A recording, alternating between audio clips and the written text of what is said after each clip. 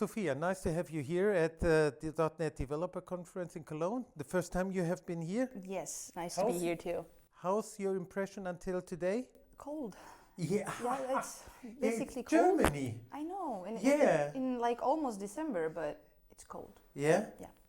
And the conference itself? It's been great. Yeah. Like everything from the beginning, the hotel, the venue, the rooms, the keynote. I had to leave because it was in German.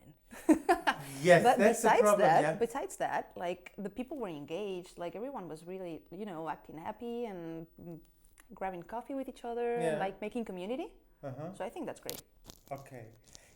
You're holding together with your co-mate Andrea Diaz, a talk on event-driven systems with Azure. Tell us a little bit about your talk you will hold together with Andrea. Okay, so basically we are going to explain the key concepts of event-driven architecture and then go and move on to Azure and the main tools they have for, helping us in architecturing complex systems. And then we're going to show a demo, but then a better demo with some best practices applied to them. Because as a developer, you sometimes just go ahead and develop the system that you think it's going to work better. Yeah. But we all make mistakes. It takes a lot of time and a lot of experience to know the things that might go wrong. So now, with a few years doing this, we have reached a second demo that applies the better practices so that no messages are lost in translation. Okay. So we're going to do the two demos, and then in the takeaways, we're going to explain some other best practices in the configurations of the tools in Azure that should be taken into account when building the architecture. Okay. When we talk about event-driven architectures in the Azure ecosystem, what exactly does that mean in practical terms? How do tools like Event Grid, Service Bus, and what else? Azure Functions, obviously, work together to enable it? Can you give a short example how they work together? Actually, the demo that we're going to show works with those three tools. Okay. So basically the event grid, what it does, it's like a Loudest Speaker.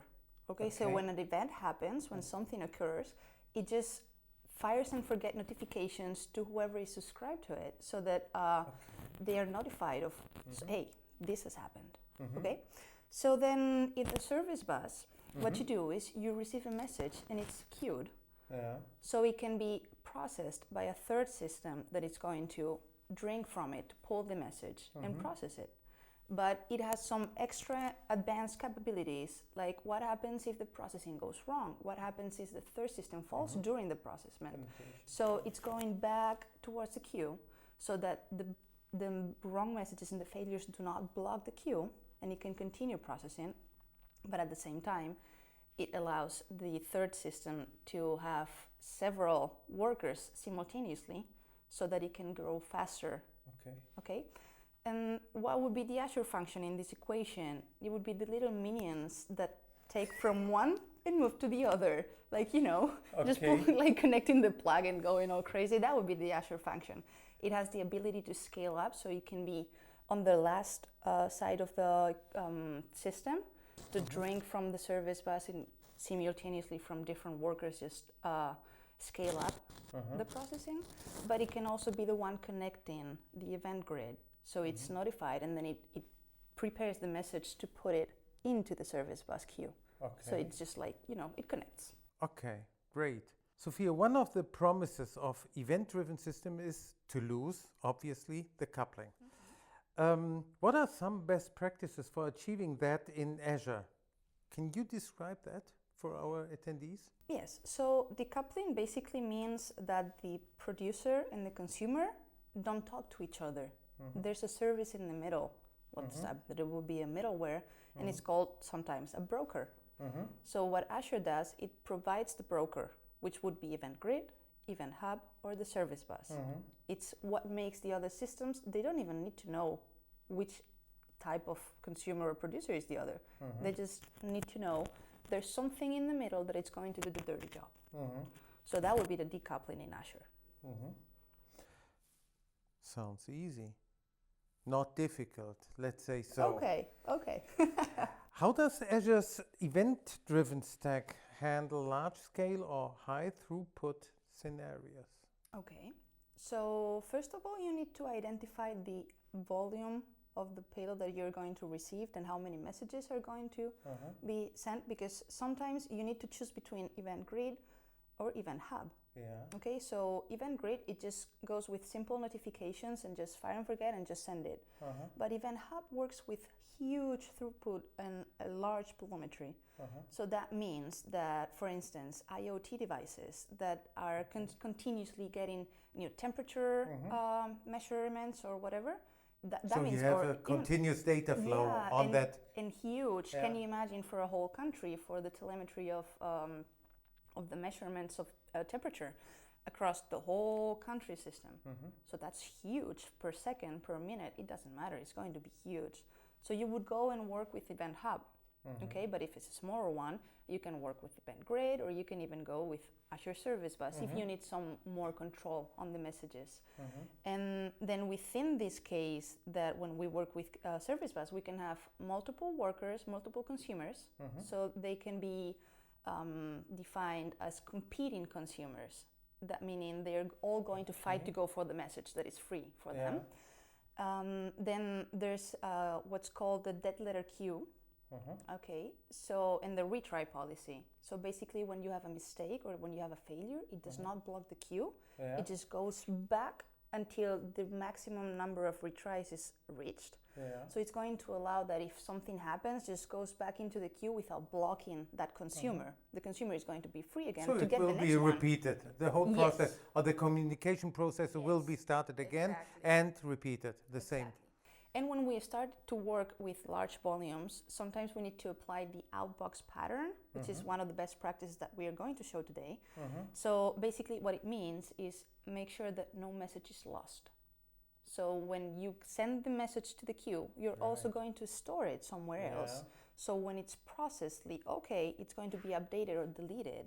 So there's no more message to process. But what happens if one of the later steps fails? You need to process it again, so it's going to be left within the outbox, although it's not in the queue.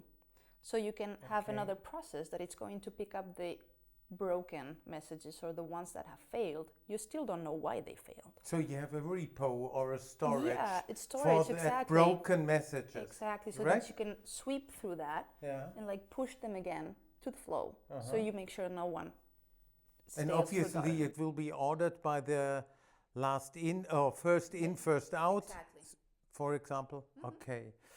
Could you share a concrete example, maybe from a production project, maybe where event-driven design significantly improved responsiveness of or reduced system complexity? Yes. So we had a project that when we started it, the volume of the orders that they placed, like a sales project, the order was the volume was very low. So they were just a few orders per minute or per week or per whatever, But what happens when that scales up?